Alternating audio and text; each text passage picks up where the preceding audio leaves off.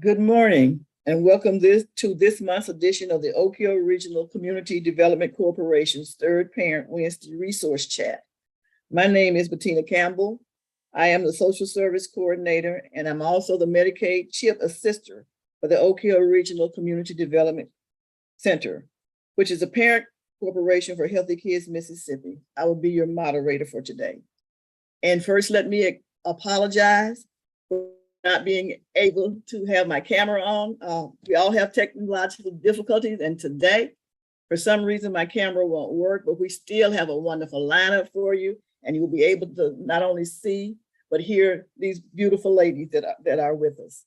I want to recognize our board chair, Jennifer Garrett, and Dr. Michael O'Miner, and we also want to let you know that this morning, Sister Lottie Miner, who serves as the project director of Oak Hill Community Regional Development Corporation, and Mr. Thomas Robertson, our technology metrics director, are assisting us today with technology. In addition to this Zoomcast, we are restreaming today's webinar on our Oak Hill Regional Community Development Corporation and Healthy Kids Mississippi Facebook pages. Feel free to share your social media pages. Today, as I said, we have several beautiful, wonderful ladies who will provide you with some very important information for our youth and the parents who are preparing to return to school, as well as those youth who are going off to school for the first time. We will start with our representatives from the Oak Hill Regional Community Development Center Healthy Kids Mississippi program. Our first presenter will be Ms. Abigail Means, who will provide helpful back-to-school tips for Head Start students and their parents. And she will be followed by Ms. Tish Dean, who will provide updates on our Healthy Start COVID protocols. So get your paper and pencils and your questions ready. Before we start, let me tell you a little bit about these awesome women. Abigail Dandruff Means is a family health service manager for the Institute of Community Service, where she's employed for over 33 years. Now, you know, she's got to be devoted. In this role, she assists with providing training to family health service staff and with recruiting medical and dental providers to provide services to Head Start children. She also reviews and interprets screenings and examination results and makes the appropriate referrals based on the doctor's recommendations. In addition, she gives instructions or sets up trainings on immunization, and she assists in updating health procedural manuals. Abigail's passion, she says, is working with many children and families that are served by Health Start. She's a 1980 graduate of Coldwater High School. After graduating from high school, she attended Northwest Junior College. In August of 1982, she began working as Senatobia Community Health and Licensed Practical Nurse, where she worked there until August of 1998. In September of 98, she began to work for the Head Start as a health worker. And just 1 week later, y'all, this awesome woman became a supervisor. In 1993, she received her social work license, and she also attended Lemoyne Owens College and received a bachelor's in education. Later, she attended the University of Mississippi and received a master's degree in curriculum and instruction. She's been a nurse for over 39 years and a social worker for 34. And she began working with us, the Oak Hill Regional Community Development Center, February 6 in 2016, where she's currently a navigator. And I'm going to go ahead and introduce Tish, a dean, to you, and then we will turn it over to Sister Abigail. Ms. Tish Deans is a native of Lafayette County. She's been employed with the Institute of Community Services, or known as ICS, Head Start program for 17 years. Currently, she is the Family and Health Service Secretary. Her job duties include setting up partnership agreements with health professionals to secure services for our Head Start children. Tish assists family service staff and Head Start enrollee families with securing practitioners and facilities when more in-depth medical or dental treatment is needed, such as searches for dental surgeries.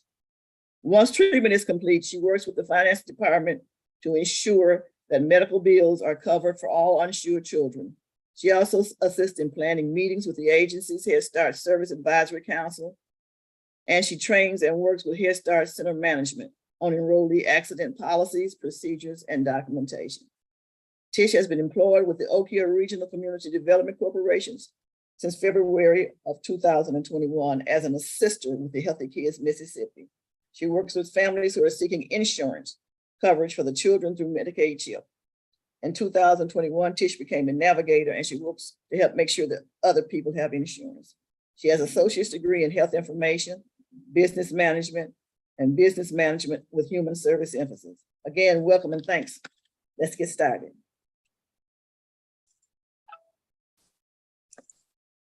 Good morning, everyone. As Sister Campbell said, I am Family and Health Services Manager for ICS Head Start. My name is Abigail Means. ICS serves 14 counties in Mississippi. They currently serve Benton, Panola, DeSoto, Clay, Tate, Lowndes, Marshall, Tallahatchie, Grenada, Lafayette, Noxubee, Oktibbeha, Quitman, and Tunica County. Those are the counties that ICS Head Start serves. First of all, we will have registration, which is August the 1st, 2nd, and 3rd at our local centers in those counties. And it will be from 9 o'clock to 3 o'clock each day. So when the parents get ready to come out and register, that's what they'll need to do. Also, Head Start provides 45-day screening, which includes vision. That's the one that health services provide. And that's the day, and 45 days mean the actual day that the child sat in a seat. And once they sit in the seat, the first day, then after that the clock starts counting. So that's what the 45-day vision screen. So we do check the children's vision. And then also we have another mandate, which is the 90-day medical exam and dental exam. And the clock starts ticking. Like I said, it's the first day that the child actually sit in a seat at the Head Start Center. We also require that children are up to date on immunizations. And we have the parents to bring in a report 121 from the Mississippi State Department of Health, or else they can bring it in from their local medical pediatric doctor. Okay, if a child does not have a medical home, which that's where some children receive their medical exams, or if they don't have a dental exam, the family services staff will have a providers list, which is an ongoing source of continuous care that we ask parents to choose and continue in order for their child to have a healthy life. Head Start also provide all supplies. Now, parents are asked to bring maybe a towel or something for their child to cover up for nap time, but Head Start provide all supplies. So there's no list of supplies to purchase. Head Start does not, we can accept up to 10% of above income children. And or else as an agency overall, we can accept up to 10% above income. Head Start also has to have 10% of children with disabilities. So, we do accept children with disabilities. Sometimes parents won't put it on their information, but we do accept children that have disabilities.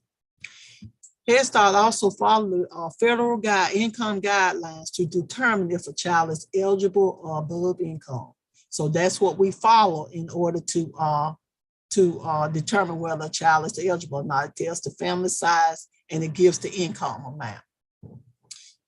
Also, I was going to inform you about the tax-free days. Mississippi tax-free days will be July 29th through the 30th. Tennessee will be July 29th through the 31st. And Arkansas tax-free days is August the 6th through the 7th. So just wanted to share that with you just in case, you want to go and buy your children some back to school clothes or whatever the case. Okay, if a child has been accepted, the parent will receive an acceptance letter asking them to bring in the medical exam and dental exam during registration.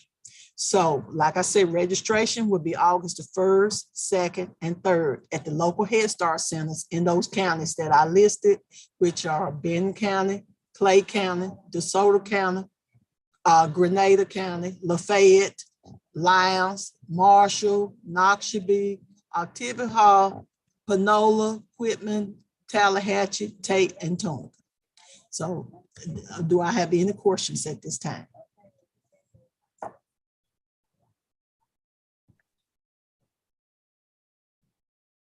Sister Campbell? Thank you so much. We will give you an opportunity for anybody to ask questions a little later also.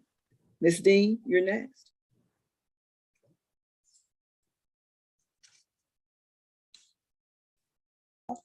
All right. Good morning. Can you all hear me? Good morning. Yes. Okay, great. All right. I am Tisha Dean, and I've been with Head Start for about 17 years, and I work in the Family and Health Services Department, as Ms. Campbell stated. And I'm going to just give you a few bits of information as far as the Head Start children and what to plan for once school starts, and for the parents and what to expect going back with COVID still being active, and just a general overview of, what ICS has put in place. And ICS makes their policies as far as COVID or any other communicable diseases or illnesses or anything. They make their policies from guidance from the Centers for Disease Control, the Mississippi Child Care Guidelines, and whatever the Office of Head Start has put in place also. So it's an accumulation of several different sites and organizations that they use to come up with the policies.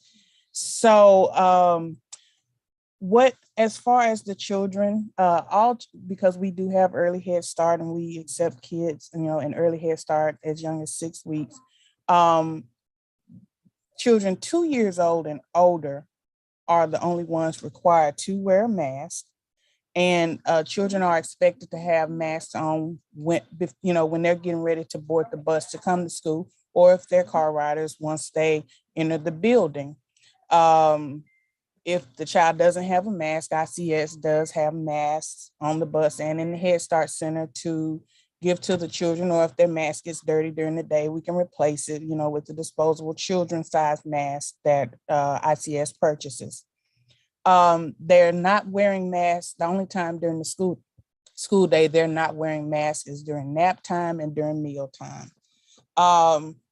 ICS provides masks and hand sanitizers for the Head Start staff also. So we're doing everything that we can to protect the staff and the children and keep the area as safe as possible. ICS also, during the 2021-2022 school year, provided free COVID tests. They gave out free COVID tests, and they sent home to the families, and also provided some to the staff. And as part of the active supervision that we have in our Head Start centers for the children, the teachers are constantly monitoring throughout the day any changes in the children, if they appear to be ill or anything like that. Temperature checks are done 3 times for the children who ride the bus. There are the no-touch thermometers provided for every bus, and the bus monitor scans the child and gets the temperature before boarding the bus. The temperatures are also taken as the children enter the Head Start Center, and the temperature is also taken somewhere around the middle of the day. So they're actively monitoring the children, trying to just keep that safe environment going. Every person that enters the Head Start Center has to have their temperature taken as well. This is staff or anyone else that may visit from the central office, or anyone that enters that Head Start Center. The children and the staff, they practice social distancing as much as possible. We are dealing with 2, 3, 4, and some 5-year-old children. So, we try to do the best we can to keep, the distance, to try to continue with that safe environment. The COVID vaccines, Pfizer and Moderna, were approved for children 6 months and older, but children are not required to get the COVID vaccine to attend Head Start. We can only encourage it or give information out, but we cannot require children to have that vaccine, unlike the other vaccines that are required to enter a child care facility in the state of Mississippi. The Head Start staff, Head Start strongly recommends that the Head Start staff, all Head Start staff, get fully vaccinated. However, if they do not get fully vaccinated, they are required to show proof of weekly COVID testing at their own expense, to show that they are negative to continue with the employment with ICS. ICS also has air purifiers in all of the classrooms and offices throughout the buildings, including the central office. So, and the centers are sanitized daily also. Teachers are using what they need to use to sanitize the classrooms, and other employees in the building, are sanitizing the building daily. So we're doing the best that we can to keep the children safe and healthy. This past school year, parents and volunteers were not allowed in the Head Start centers. If they came to pick their child up, they had to wait outside and the child was brought out to them. This year, parents will be allowed to attend a meet and greet, and they will have to wear masks. They have to sanitize their hands upon entering the building, have their temperature checked in order to participate in the meet and greet. Any other visits during the school year, they have to be approved by the center director. Anything other than just the meet and greet has to be approved for any volunteers, parents, or anyone else. So on to just more about COVID and how we're doing things with the Head Start. If a child exhibits any symptoms of illness during the day, or maybe a fever of 100.4, that's one of the guidelines by the Centers for Disease Control, the parents are called and they're asked to come and get their child and, take them to the doctor, seek some kind of medical attention to see what's going on with the child. And once they're cleared, they can come back to the Head Start Center. The COVID signs and symptoms per CDC website, and a lot of us are pretty familiar, but I'll just run through the main ones really quick. Fever or chills, and like I said, fever of 100.4 or higher, cough, shortness of breath, difficulty breathing, fatigue, muscle body aches, headaches, loss of taste or smell, sore throat, congestion or runny nose, nausea or vomiting, or diarrhea. And there are other symptoms because everyone is different. And so some people may exhibit symptoms that may not just be typical of what other people exhibit. But, if we ask the parents if the children are showing any of these symptoms before school starts, keep them at home. Don't put them on the bus and send them to school and wait for us to call. Keep them at home, get them checked out, and make sure they're okay. And then once they're okay, just, send them back to school. Let us know what's going on. If a child or a staff person tests positive for COVID, they are required to quarantine for at least 5 days if they are symptom-free. If they have symptoms or continue to or exhibit symptoms past the 5 days, they're asked to stay home until they are symptom-free. And also the CDC recommends that you wait about 5 days once you're exposed or have come into direct contact with the person before you go to get testing, because symptoms, it may take 2 to 14 days for symptoms to appear after exposure to the virus. So that's basically a rundown of what we have going on with the Head Start. So if you have any questions as far as Head Start, you can contact your local Head Start center, or the central office if necessary, and get more information on what you need to do or anything like that.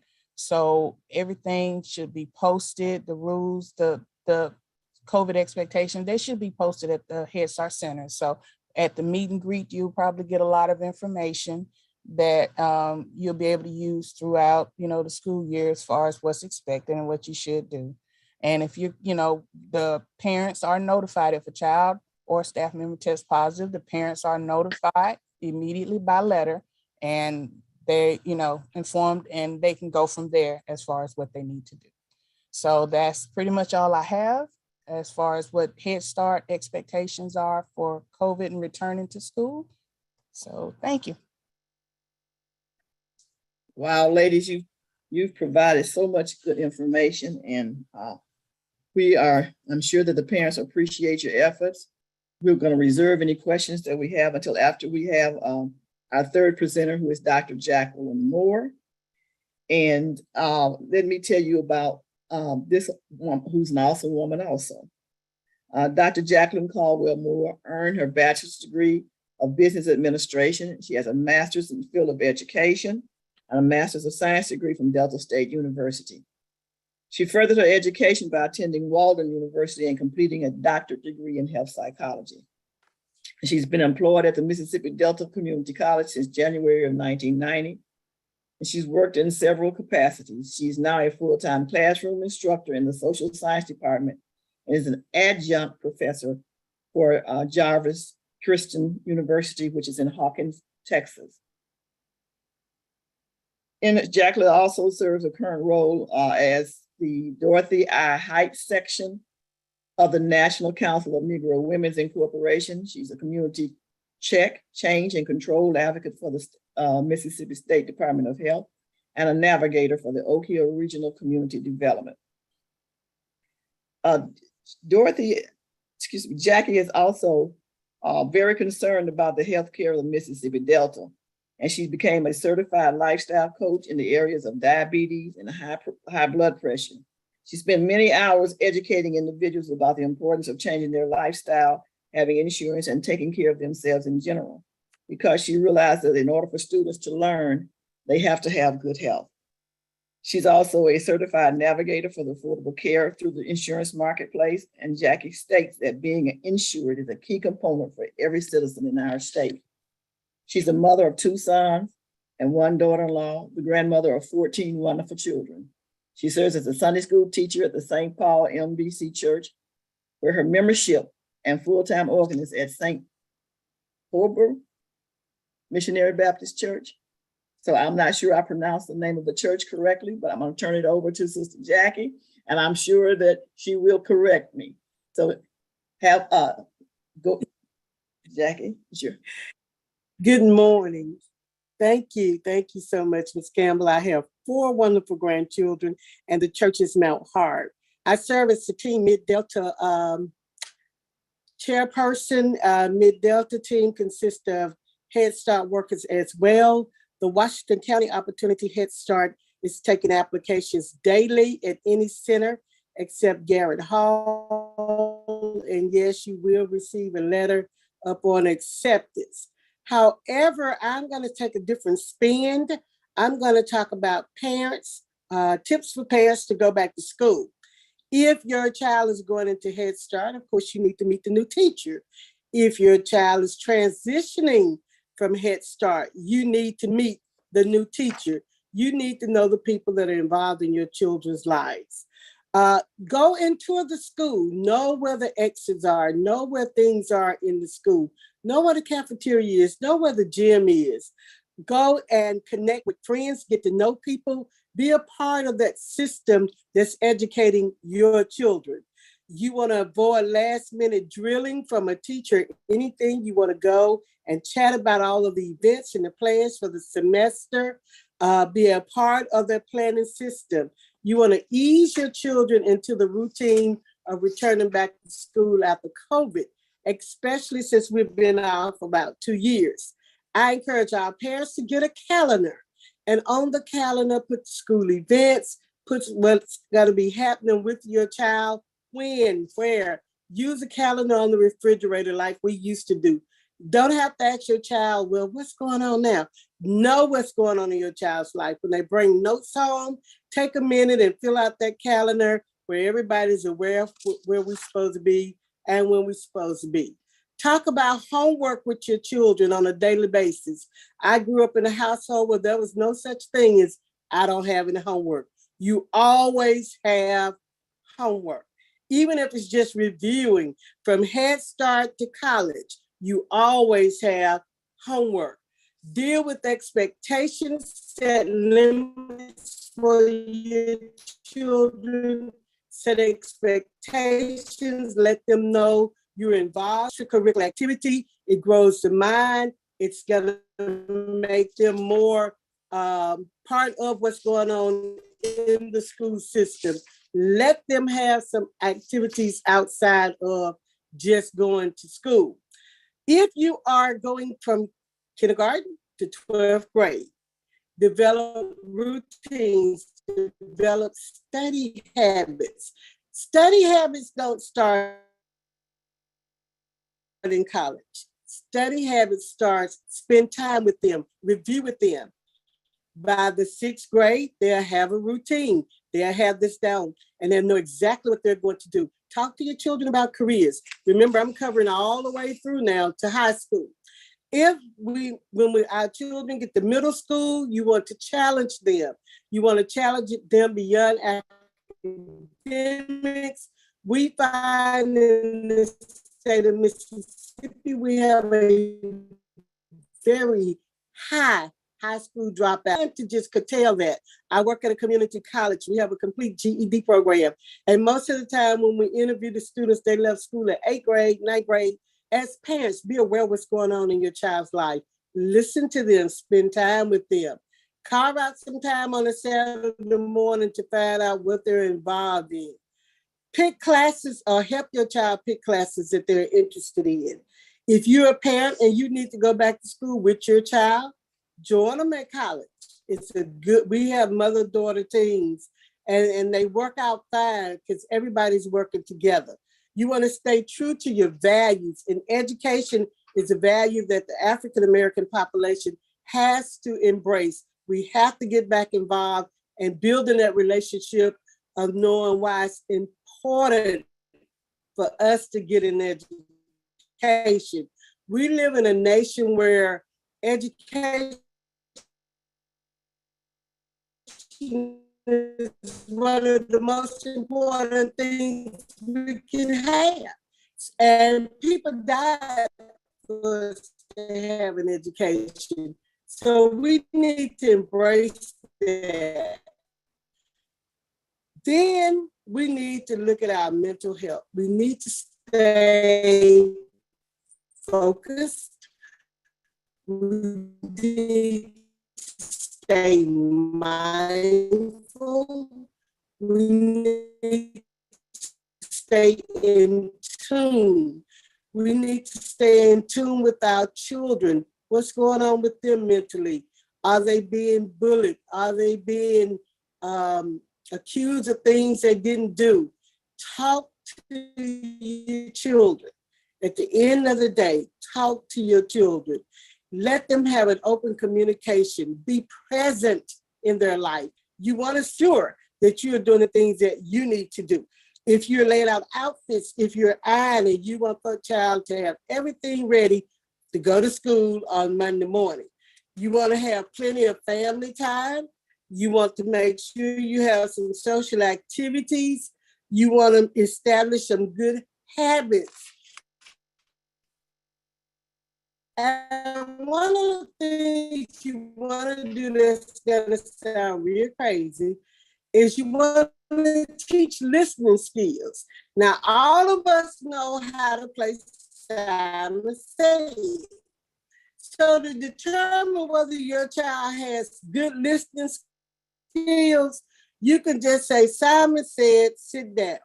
Or Simon said, touch it, just to see, are they paying attention? Are they focusing? Because if they're focusing with you, they're going to focus with the teacher. Spending too much time. You think they're doing homework, they're playing games. So if they're supposed to be doing homework, walk over and look and see what's on the iPad. Go and see what's on the computer. And a very good sign that they're doing things that they're not supposed to do is when you're walking to them and the screen go black. The other thing on the technology side, do not let your child have a privacy screen.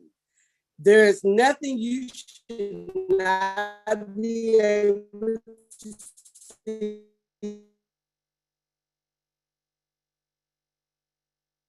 see as a parent. If they ask you for a privacy screen, the answer is no. You need to always ditch the technology, then downsize it. Have the time when they need to come off of that and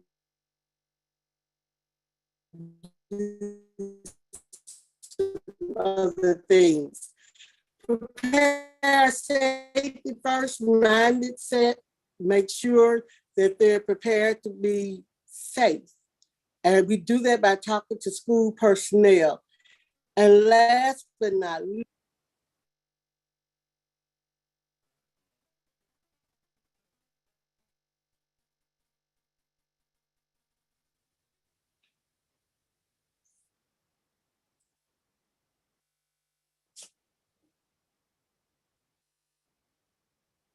It looks like Sister Jackie may be experiencing a Ms. bit of. Campbell? Yes. Can you hear me? Yes, we can hear you, Ms. Bettina. Thank you so much. I guess look from my end, looked like you were expecting a little technical difficulties, Dr. Moore. Thank you again for your presentation. And again, I'm going to ask that we hold our questions until we hear from our final speaker, who is Dr. Terry Nico Powell. Dr. Powell, Terry Nico Williams Powell, is an associate professor and vice chair for the Inclusion, Diversity, Anti-Racism, and Equity in the Department of Population, Family, and Reproduction Health at Johns Hopkins Bloomberg School of Public Health. After earning her BA in psychology from Williams College, she earned her master's and her PhD from the DePaul University in community psychology. She spent 2 years as a Kellogg Health Scholars, a postdoctoral fellow at the University of Michigan in School of Public Health, where I first met her. And she's going to have a lot of information to share with us. She's an expertise in health, in adolescent health, qualitative methods, intervention, development, and implemented science. She has over 50 publications, and she has been successful in securing funds to demonstrate her commitment to improving the life of vulnerable young people. Dr. Powell leads the B Lab at Baltimore-based research team, helping to create a world where all youth are safe, healthy, hopeful, and connected. She believes in having partnerships with the community through churches, schools, libraries. She definitely wants the family involved in any community-based organizations, as she feels they are the cornerstone for her research. She has collaborated with institutions across several states to prevent substance use and sexual risk-taking among young people. With partners, she has created an intervention that is sustainable and takes into account the social context of the environment. Most recently, she led the development of the Better Together intervention, an age-appropriate, culturally relevant 8-session library-based intervention designed to prevent early substance use among Black youth affected by parental drug use.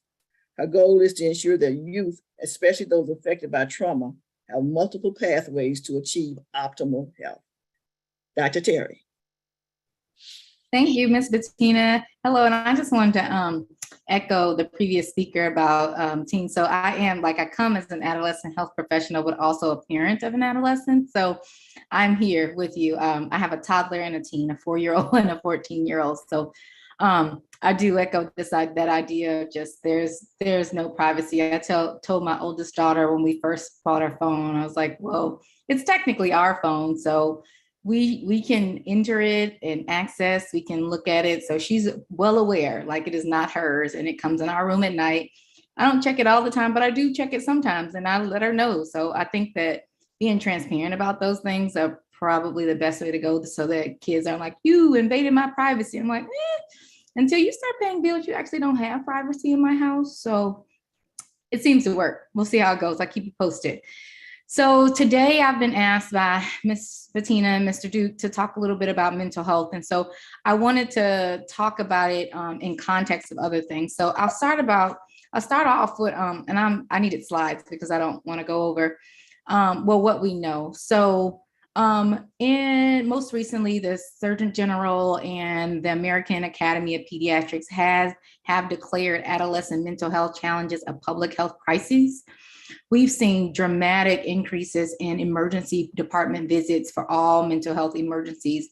And this includes rise in suicide attempts, actual suicides, depression, anxiety.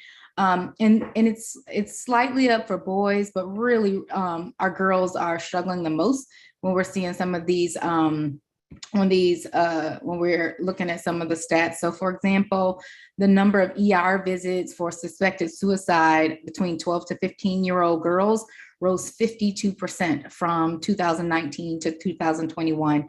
And so as Ms. Bettina said, I'm in Baltimore, and many of you may be in Mississippi. It's all over the country. So don't at all feel like you're alone in trying to figure out like what's happening with your teen's mental health.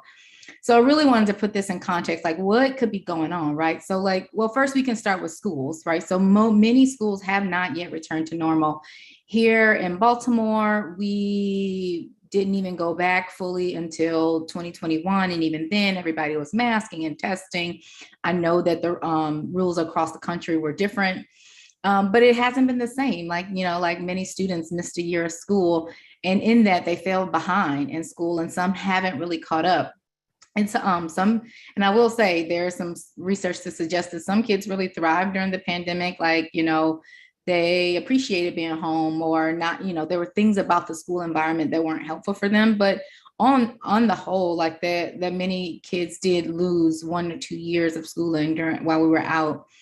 And we've seen an increase in school shootings, right? So thinking about going to school is now a bit more, kids have to think about, what's safe, not just from the one local bully, but maybe just someone who is upset that day, or a parent, or anyone. So, and this has really led to not only some of just the increased awareness or increased kind of nervousness about being in school, but also behavioral problems. Maybe some of there was a whole spree on TikTok where they were trying, there was a challenge to destroy bathrooms. This happened in my kids' school.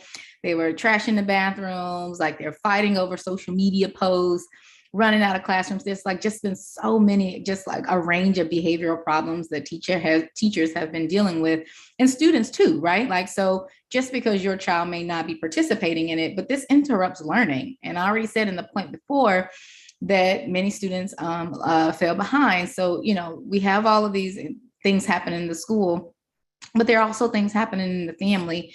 So recent reports suggest that over 200,000 young people lost a parent or primary caregiver during COVID or related to COVID. So they're dealing with their own set of grief as well, like trying to figure out how to navigate world without a parent now. So it's not actually, it should not be surprising to any of us adults that like our kids are struggling, that many of them are struggling, trying to figure out how to navigate this new world. After COVID, maybe seeing their friends, maybe not seeing their friends, maybe having a parent, maybe not having a parent. So this is this is their current reality. And so some things in addition to this context, like there are persistent concerns, right? So we see disparities by race, SES, and health status that have been exacerbated. So we more African, like, for around financial status, like, folks who were poor, now they're very poor. For some of the outcomes that we've seen that were more negatively apparent in Black and Brown people, we see those like gaps even widening because of lack of healthcare access or concerns about just being out in the world. So all of the things that we saw before COVID, they've really been exacerbated. And this trickle down has happened, it has happened also with our young people. And because we were home, like we kind of learned to be there. We talk a lot here in Baltimore with our young people. Even as they're going back to school, they're like, oh, but I've gotten used to like being on my apps or like not really talking to people. And so, yes, while it's great to be back and in the schools and moving around, like this idea of still just kind of like the, I call it the fake isolation. It's like, when kids are like trolling online or Twitter or not Twitter, mostly TikTok or Snapchat. Like they're not engaging in a way that we who are older than them were learned to connect. And then the last big thing is like, it's not really clear when post-COVID will be, right? Like we are sort of kind of talking about it now, like, oh, we're vaxxed, but man, these new variants keep coming up. And, every other day we can watch the news and a new virus is coming. So like we really like a post-COVID is probably not the best term to say, but like just really trying to adjust to this new normal or whatever this new normal will be, or maybe it will never be the way our lives will never be the way they were before COVID. But I guess the reason I'm here is to really think about like to just encourage us as parents to think about everything that we're also experiencing. Our kids are too, and they are probably less capable than we are to handle it because they just been on earth less time, right? They're during the phase of adolescence, like this is a time where they're still develop their prefrontal cortex, which is responsible for decision-making, forward thinking, that's still developing. So they will need more help then. And as big as they are, like right now, my daughter, she's taller than me. They may look like little adults. They're not though. So we really do need to be thinking about how we talk and interact with them and how they're talking and interacting with the folks around them. So I've talked about this before, and over time, I've just created an acronym, like what can we do, right? And I say we because like I said before, I am in this with you, right? I am a mom of a teen.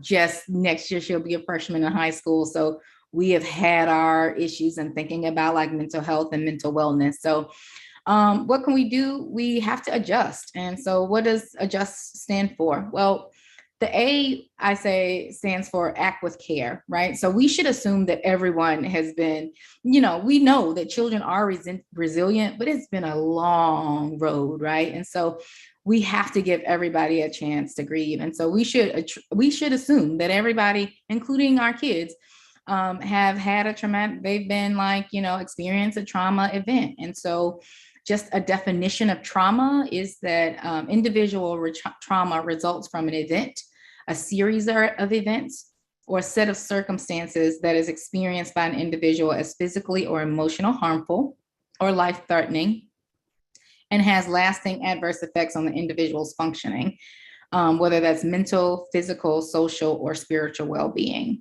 And I would argue that that is the case for COVID among all of us, right? Like we'll experience it differently, but for the most part, like our lives were upended, and it's okay for us to like sit with that and say, oh, things were not good, or things still may not be good.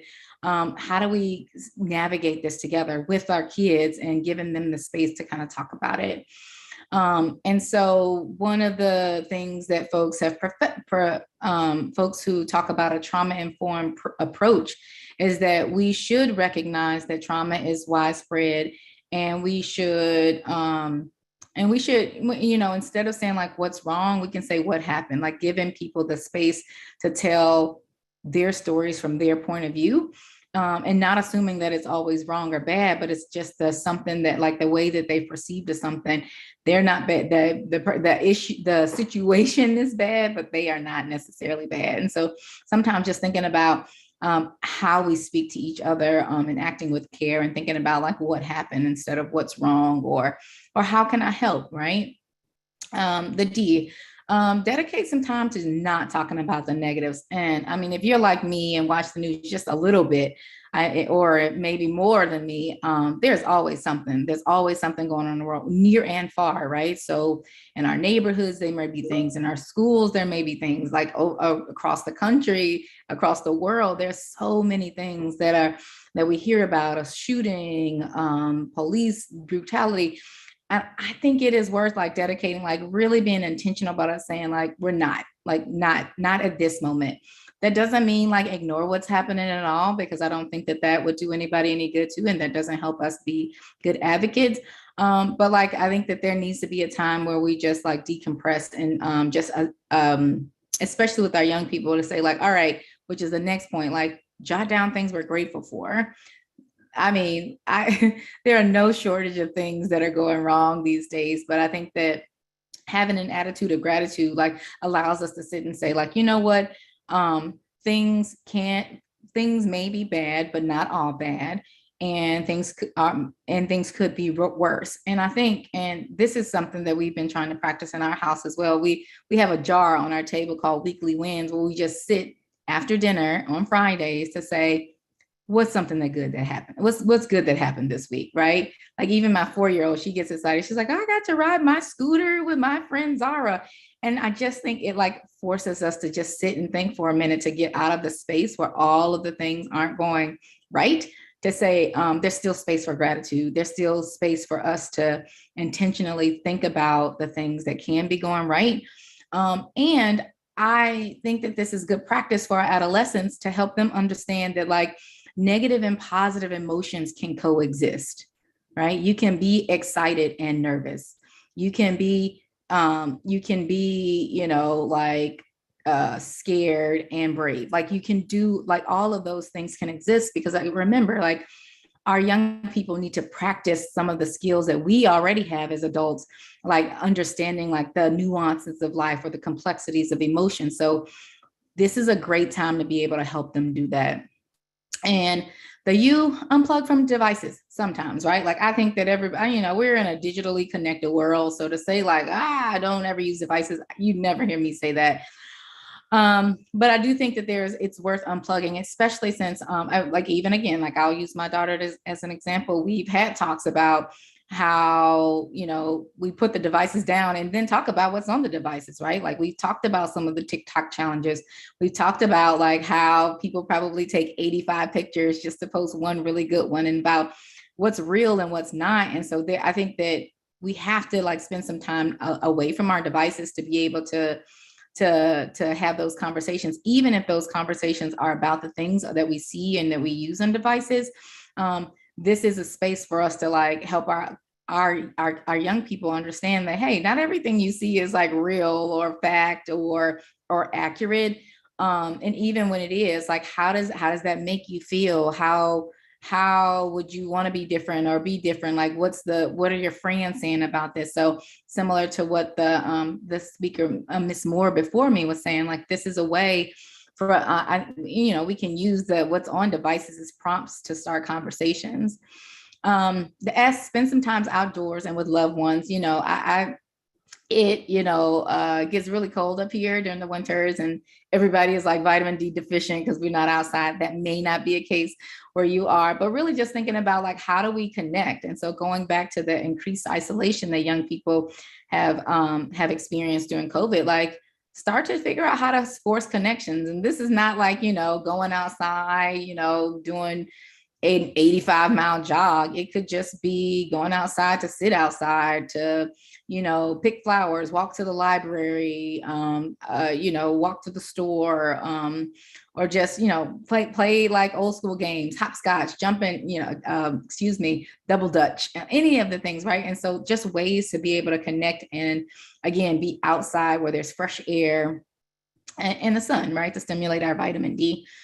And then finally, talk to a professional when needed. I think that so often mental health, seeking mental professional help from a mental health professional has been stigmatized among Black families in this country. And it just doesn't, we need to get over it, right? Like, we need people, we all need help. We're all like going through something, and it's okay to talk to people who know more than us about it. It's like, if I'm not a mechanic, and me being ashamed to go to a mechanic because something's wrong with my car. Like, this is not something to be ashamed about or to have stigma about. And we talk about it in our house, like, just as if someone is a diabetic and they need insulin to help them maintain their sugar or maintain their glucose levels, nobody would sneeze at that, right? So like, if you're having troubles like with your mental health, we shouldn't sneeze at that either, because it's all about total health. Mental health is a part of total health. And this applies to us as adults as well as our young people, right? And so I think, again, this is a time where we can normalize some of these behaviors, talking to a professional, getting outside, unplugging from devices, talking with each other, so that when our kids are our age, or when they have kids of their own, this feels natural. It doesn't feel foreign at all. So I'll stop there. I think I'm almost at time. So I'll stop there. I always, like Miss B, I run the B Lab. We are everywhere on the web. We are always trying to push out really good information about adolescent health, research that we do, research that other folks do, really good news articles that come out that others, that you just might miss because there's just so much information. So thank you so much for this time. And I will stop. Wow. Woo. We have had a wealth of information shared with us. And it's important that we take time and give you an opportunity to ask questions that you might have. So if you have questions, please, you feel free to open your mic and ask the questions or put it in the chat. Duke is monitoring our Facebook for us. So our social media, if there are any questions, please open your mic and let's ask the questions. If there's a particular person that they want to ask a question, make sure that we direct that to them. If not, then we just direct the question and people can take turns answering it.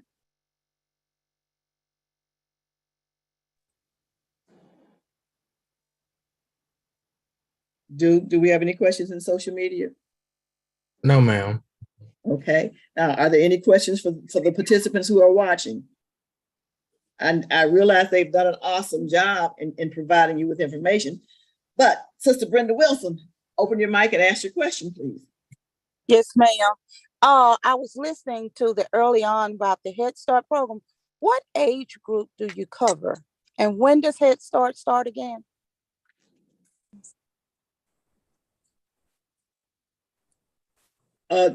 Jackie, Tish or Abigail?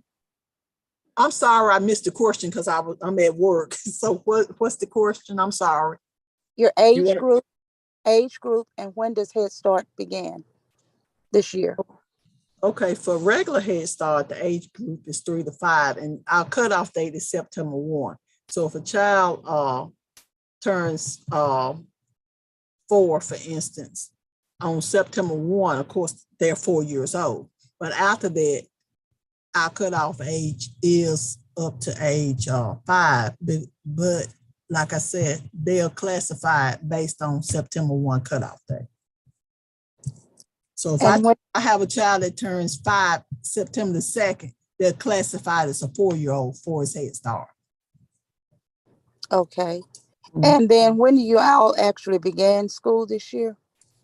Our hours are from 8:30 to the children go home. Don't quote me on this. The children go home about 2:25, 2:30. Are you asking when does school What start? date? Yes, does when does school start? start? Oh, when do school starts? It starts August the 8th is when school starts. Okay. August the And 8th you- of this year. And one final question. You all do all the screening. I was listening.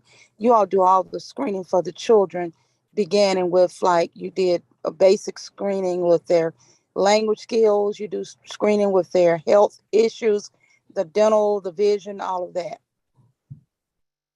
Okay. And your question is, go back to, what's your I guess question? I can say, what all the types of screenings that you provide?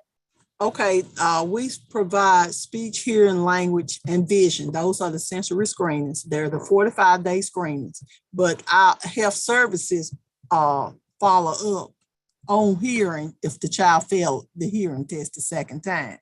And the vision is what Health and Family Services Department are responsible for. The Education Department handles the rest of it. And all this information is available on the web. Now, I'm not saying that it's on that way up, okay? There is information on the way up, and we do give our parent handbook so parents will know what's expected of them. So, Abigail, is there a number that they can call if they have further questions? Well, yes, of course. If you have any questions about for its health, for its the vision screening, the field exam, dental exam, or any of the screenings, you can call 662-551-3200. And would you also share the website with them? The website for Head Start is www.ics-hs.org. ICS.org. It's .com. Okay. .com. Thank you so I'm much. sorry. Are there I'm any other sorry. You're right, questions? Tish. And it might be, Ms. Means, it might be easier to put it in the chat so people can easily see it. Yes. Can you put it in the chat, the website Right. and the numbers? Okay. Thank you. Thank you so much. Any other questions? Okay, if there are no other questions, then we're going to sign off social media. And we ask those who are with us on Zoom, just stick around for a few minutes while we wrap up.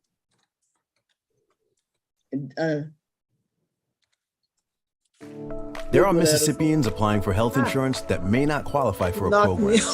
However, we all know it is important for families to have health insurance.